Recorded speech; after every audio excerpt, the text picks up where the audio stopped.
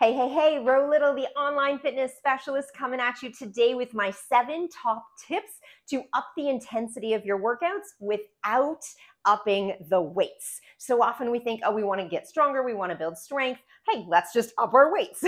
How about you take into consideration these 7 tips to really challenge your body, to challenge your muscles in a little bit of a different way without needing to up those weights. Obviously, upping your weights is an option. Here's 7 others.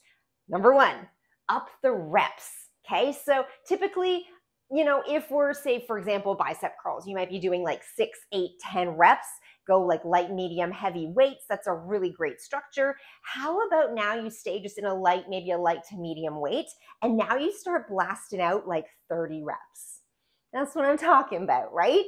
Like 30 reps, go like 20, 25, 30, challenge it, even go up to like 50 reps. That's an amazing way to increase the intensity without increasing the weight. Number 2, let's talk about playing with tempo. Instead of just doing like up, down, a nice straight set, like maybe it's up, up, down, down, how about we do something like power it up and then slow. Focus on that eccentric, focus on that negative, powering it up and then slowing it down. Playing with tempo is an incredible way to up the intensity without upping the weights. So playing with tempo, that's tip number 2. Number 3, how about playing with your range of motion? What do I mean by that one? I'm gonna grab some weights to really demonstrate this one. Okay, bicep curls, let's talk bicep curls. You can do this in any exercise. How about we do bottom and then full? Did you see it? Bottom and then full. That's an amazing tip to really work on it. Or even 21s where you would do like 7 bottom curls, then do 7 top curls, and then 7 full range. Again, you can use this for any exercise. Push-ups, squats, anything that you can think of. Start doing like half that range of motion and then full, or even just a bottom half, a top half. Just start playing around. It'll challenge your muscles in a different way when you really start thinking about playing with that range of motion. All right, so that was 3. Number 4, checking the notes so I don't miss anything. Number 4, adjust your pillars of support. Okay, typically if we're lifting, we're on 2 feet, right? We're either sitting on a bench, we're standing, we're on 2 feet. How about, let me step back so you can see my feet. How about if we do a bicep curl and we do it on 1 foot?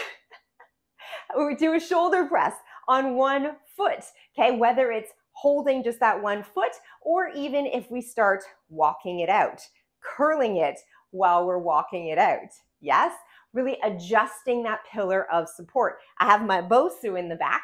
What if you stand on a BOSU and do those same bicep curls or lateral raises or squats, or you do your planks or your push-ups on a BOSU? Start playing with your pillar of support. Start challenging your balance. What's going to happen is it's also going to fire up in the core, fire up your stabilizers, just really challenge your body in a whole new way. So that is tip number 4, to adjust your pillars of support. Number 5, work isometrically. So now we're going to really focus in on just one side. Back to that bicep curl example. What if you held one arm right in the middle? You curled the other arm, focused just on the one. Okay, this arm is going to fire up pretty quick, right? And then you change it over. Same idea if you're doing single leg RDLs, or if you're doing single leg squats. If you really focus in on just one side only, then go on to the other side. Isometrically, that's another amazing way to really challenge your muscles. Number 6, close your eyes.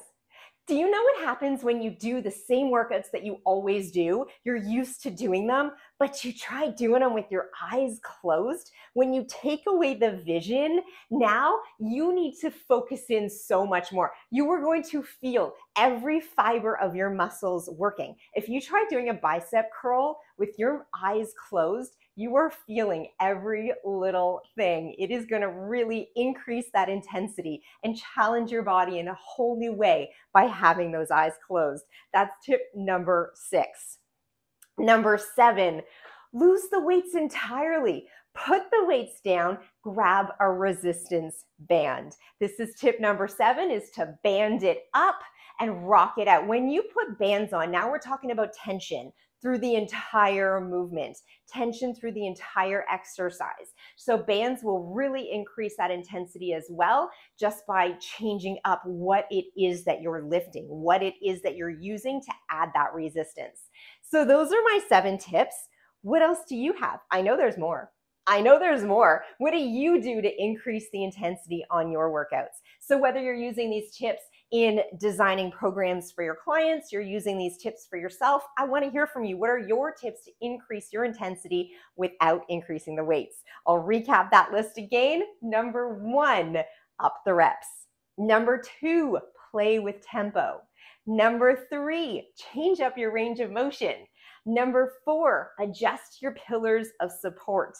Number 5, work isometrically, one side at a time. Number 6, close your eyes. And number 7, put those weights down, pick up a band, and go rock it out. Those are my 7 top tips to increasing the intensity. What are you doing? Comment below. I'd love to hear from you. Thanks for watching.